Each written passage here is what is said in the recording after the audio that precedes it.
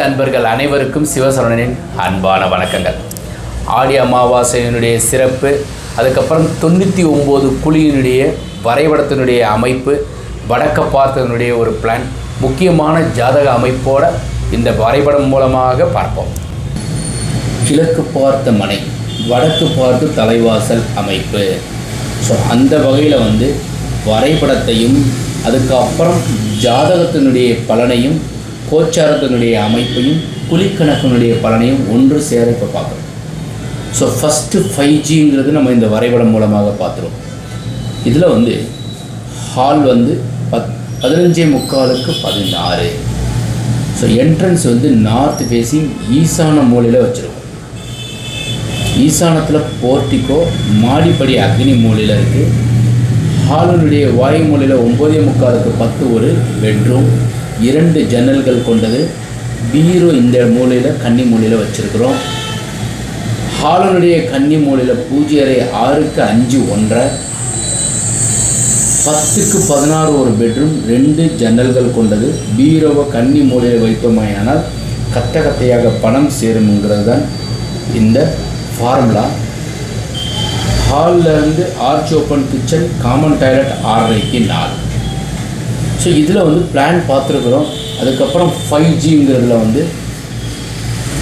ஈசான மூலையில் போர்வெல், மழைநீர் சேகரிப்பு, சம்பு, செப்டிக் டேங்க் வாயு மூலையில், கன்னி மூலையில் மொட்டை மாடியில் உயரமாக வாட்டர் டேங்க்.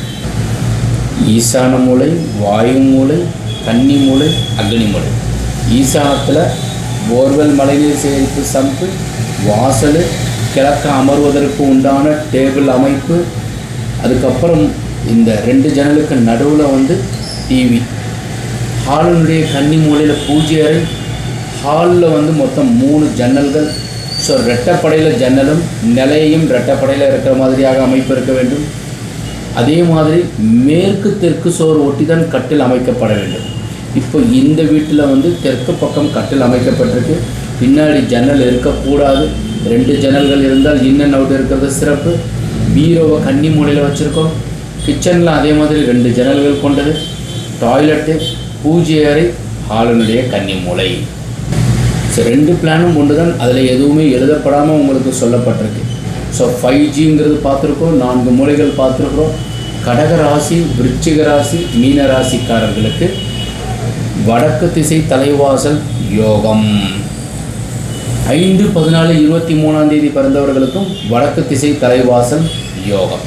இப்போ இந்த வரைபடத்திற்கும் இப்போ நம்ம ஒரு ஜாதகம் பார்க்க போகிறோம். அந்த ஜாதகத்திற்கு உண்டான அமைப்பையும் பார்த்துருவோம். ஸோ இந்த ஜாதகத்தில் 20/6/1958 பிறந்த ஜாதக அமைப்புக்கு சனி திசை, புதன், கேது, சுக்கிரன், சூரிய திசையானது 2018 2024 வரைக்கும் நடக்கும். இந்திய நாட்டின் ஜனாதிபதி திரௌபதி முர்மு அவங்க ஜாதக அமைப்பு தான் பார்க்குறோம்.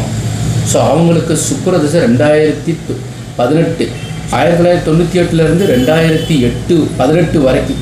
ஸோ கிட்டத்தட்ட 20 ஆண்டுகள் சுக்கிர திசை நடக்கும்போது அவங்க 2097 அரசியலிருந்து 2009 வரைக்கும் எம்எல்ஏவாக இருந்து 2015 2021 வரைக்கும் கவர்னராக இருந்திருக்கிறாங்க ஜர்க்கண்ட் மாநிலத்துக்கு. ஸோ சுக்கிரதசைங்கிறது இவங்க ஜாதக அமைப்புக்கு பார்த்தீங்கன்னாக்கா லக்னத்தில் செவ்வாய், 2ல் சுக்கிரன், கேது. ஸோ சுக்கிர திசை முழுவதும் அவங்க நல்ல ஒரு அரசியல்லையும் அரசு சம்மந்தப்பட்டதில் சமுதாயத்திலையும் நிறைய சேவை செஞ்சுருக்கிறாங்க. 3 சுத்தம் 4ல் சூரியன் புதன் நடந்துட்டுருக்கிறது. 20/11/5/2023 வரைக்கும் சூரிய திசையில் புதன் புத்தி, சூரியனும் புதனும் சேர்ந்துருக்கிறார். ஸோ வடக்கு திசை தலைவாசலும் வடக்கு திசைக்கு உண்டான அமைப்பும் அருமையாக உள்ளது. ஸோ சூரியன் புதன் சேர்ந்திருக்கார். சூரிய திசை நடக்குது. 6 குடைவன் 4ஆம் இடத்துல இருந்து திசை நடத்திட்டு இருக்கிறாரு. கடகராசி இன்று கடகம். ஸோ இன்றைக்கி என்ன அப்படின்னா ஆடி அமாவாசை கடகராசியில் தான் உதயமாகுது. இது அடுத்து உங்களுக்கு சொல்கிறேன். கடகராசி 6 சுத்தம் 7ல் குரு, 8ல் ராகு, 9ல் சனி, 10 குடையவன் 7ல் இருக்கார். லக்னத்துக்கு 10 குடையவன் லக்னேஷனும் 10 குடையவனும் 7ஆம் இடத்துல இருக்கார். ஸோ இந்த 10ஆம் இடத்துல சூரியன் புதன் சேர்ந்து 10ஆம் இடத்தை பார்க்குறாங்க. பதவியை கொடுக்கும், பொறுப்பை வகிக்கும் ஒரு அமைப்பை கொடுத்தது தான் இந்த சூரியன் புதன் 10ஆம் இடத்தை பார்க்குறாங்க. அதே மாதிரி குரு வந்து ராசிலையும் அம்சத்துலேயும் வர்க்கோத்தமம் பெற்றிருக்கிறாரு. ஸோ இது ஒரு பெஸ்ட்டு அமைப்பு. அதனால் வந்து உங்களுக்கு வடக்கு திசைங்கிறது தான் நம்ம வரைபடத்தில் பார்த்துருக்குறோம். வடக்கு திசைக்கு உண்டான புதன் ஆட்சி பெற்றிருந்தாலும், ஆட்சி உச்சம் பெற்றிருந்தாலும் கடகராசிக்கு வடக்கு திசை யோகம் அப்படின்னு சொல்லிக்கிட்டே வருவோம். அந்த வகையில் லக்னத்துக்கு 5ஆம் இடத்துல சந்திரன் ஆட்சி, புதன் ஆட்சி. ஸோ குரு வந்து உங்களுக்கு லக்னத்தை பார்க்குறாரு. 10ஆம் இடத்திற்கு உண்டான இடத்த வந்து சூரியன் புதன் இருந்து பார்த்து சூரிய திசையில் புதன் புத்தி நடந்துக்கிட்டே இருக்கு. இந்த ஜாதகத்துக்கும் வரைபடத்திற்கும் உண்டான சம்பந்தத்தை சொல்லியிருக்கிறோம். ஆடி அமாவாசையினுடைய சிறப்பு 28/7/2022 ஆடி அமாவாசை. கடகராசி கடகலக்கணம் சூரியன் புதன் சந்திரன் சேர்ந்திருக்கிறாரு. லக்னத்திற்கு 4ஆம் இடத்துல கேது, 5 சுத்தம் 6 சுத்தம் 7 சனி 8 சுத்தம் 9 குரு இருக்கிறாரு, ஆட்சி பெற்றிருக்கிறார். அப்போ இந்த நாள் வந்து நம்ம முன்னோர்களுக்கு தர்ப்பணம் திதி கொடுப்பதற்கு உண்டான சரியான காலம். ஏன்னா லக்னத்திற்கு 5ஆம் இடத்திற்கு உண்டானவர் செவ்வாய் ஆட்சி பெற்றிருக்கிறார். 10ல் இருக்கிறாரு, செவ்வாய் ஆட்சி பெற்றிருக்கார். அப்போ முன்னோர்களுக்கு தர்ப்பணம் திதி கொடுப்பதற்கு உண்டான அமைப்பு உள்ளது.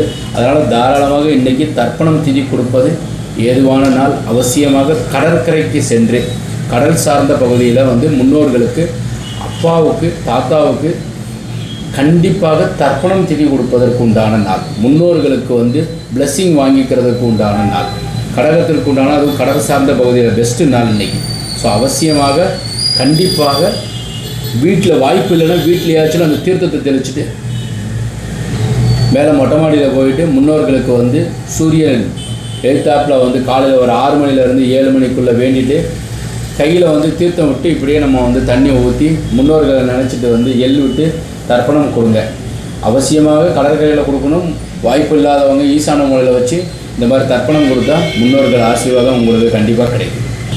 ஸோ இப்போ வரைபடத்திற்கு முன்னையும் வந்துட்டோம். ஸோ ஆடி அமாவாசையினுடைய சிறப்பும் ஜாதகத்தினுடைய அமைப்பையும் பார்த்துருக்குறோம்.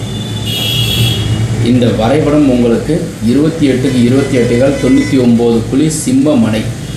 ஸோ சிம்மமனைங்கிறது அரசு உத்தியோகம், அரசு சம்பந்தப்பட்ட வேலையில் இருப்பவர்களுக்கு மிகப்பெரிய ஒரு வளர்ச்சியை கொடுக்கும்.